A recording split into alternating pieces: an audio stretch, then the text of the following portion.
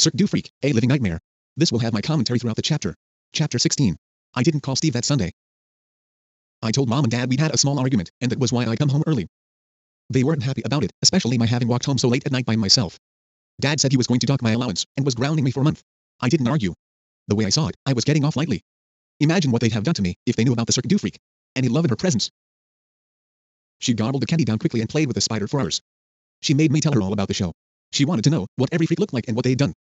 Her eyes went wide when I told her about the wolf man, and how he bit off a woman's hand. You're joking, she said. That can't be true. It is, I vowed. Cross your heart? She asked. Cross my heart. Swear on your eyes? I swear on my eyes, I promised. May rats gnaw them out if I'm telling a lie. Wow. She gasped. I wish I'd been there. If you ever go again, will you take me? Sure, I said, but I don't think the freak show comes here that often. They move around a lot. I didn't tell any about Mr. Krebsley being a vampire or Steve wanting to become one, but I thought about the two of them all day long. I wanted to call Steve but didn't know what to say. He would be bound to ask why I didn't go back to his place, and I didn't want to tell him that I'd stayed in the theater and spied on him. Imagine, a real-life vampire. I used to believe they were real, but then my parents and teachers convinced me they weren't. I guess none of them saw a real vampire. I wondered what vampires were really like, whether they could do everything the books and movies said they could. I had seen Mr. Krebsley make a chair fly, and I'd seen him swoop down from the roof of the theater, and I'd seen him drink some of Steve's blood. What else could he do? Could he turn into a bat, into smoke, into rat? Could you see him in a mirror? Would sunlight kill him? As much as I thought about Mr. Krebsley, I thought just as much about Madame Otka. I wished once again that I could buy one like her, one I could control. I could join a freak show, if I had a spider like that, and travel the world, having marvelous adventures. Sunday came and went.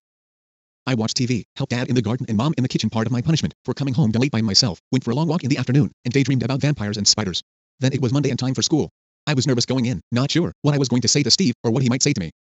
Also, I hadn't slept much over the weekend. It's hard to sleep when you've seen a real vampire, so I was tired and groggy. Steve was in the yard when I arrived, which was unusual. I normally got to school before him. He was standing apart from the rest of the kids, waiting for me. I took a deep breath, then walked over and leaned against the wall beside him. Morning, I said. Morning, he replied. There were dark circles under his eyes, and I bet he'd slept even less than me the last couple of nights. Where did you go after the show? He asked. I went home, I told him. Why?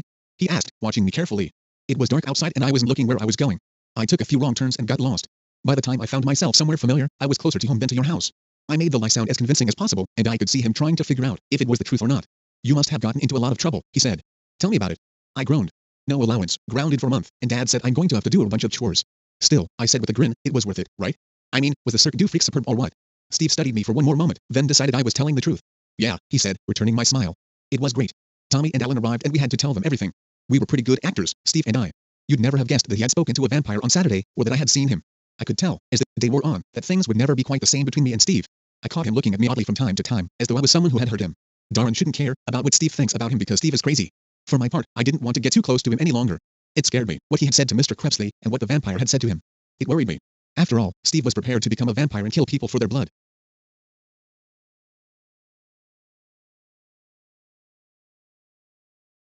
How could I go on being friends with someone like that? We were chatting about Madame Otka later that afternoon. Steve and I hadn't said much about Mr. Krebsley and his spider. But Tommy and Alan kept pestering us, and eventually we filled them in on the act. How do you think he controlled the spider? Tommy asked. Maybe it was a fake spider, Alan said. It wasn't a fake, I snorted. None of the freaks were fake. I watched a wolfman bite a woman's hand off. So how did he control it? Tommy asked again. Maybe the food is magic, I said, or else Mr. Krebsley knows how to charm spiders, the way Indians can charm snakes.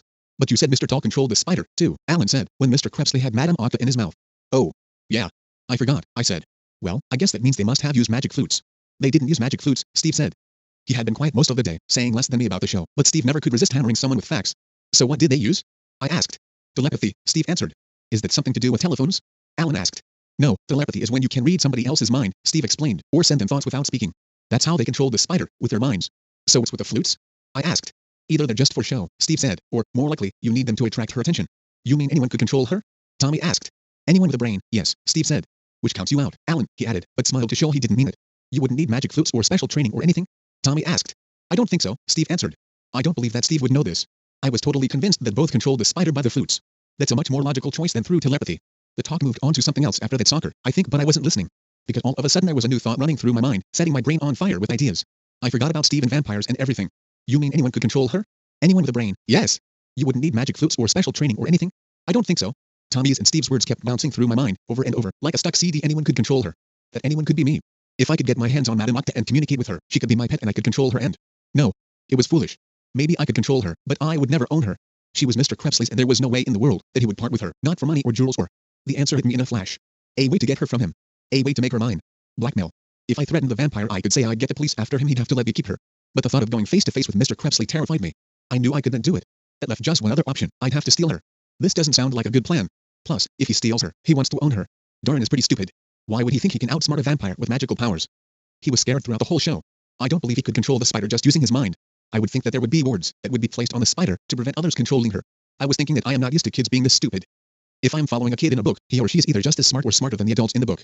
Ender's Game and the Bean series follow really smart kids written by Orson Scott Card. The Tennis Shoe series has some smart kids mixed with adult point of views. The Name of the Wind has a smart kid when he was living on the streets. I can't imagine Darren and Steve living on the streets. Of course, I had problems with the Tennis Shoe series kids being way too smart for their ages. I wanted some PTSD because the kids had to go through horrendous situations like kidnapping. I didn't mind Ender's Game and the Bean series having super smart kids because of gene manipulation, self-selection, and breeding. It's totally natural for those kids to be a lot smarter than the adults. With this book though, pretty much all of the characters are stupid and one-dimensional so far. That's why I am editing some of these chapters, so I can make everyone less stupid. I would be editing the sentence structure of this book too, because I am always seeing these run-on sentences. However, it would take so much work that I am leaving much all of them alone. The only good quality about this book is that it's moving at a pretty good pace. Plus, the author has designed hooks at the ends of the chapters just like the Goosebump books. Pretty much all of the chapters are really short too. So, this is a really easy read for me. I am just getting frustrated that the characters in the book act like they are crazy and or very stupid. This might not bother other adults, because I am smarter than the average person. However, I just want all the characters in a book that I am reading act in logical ways.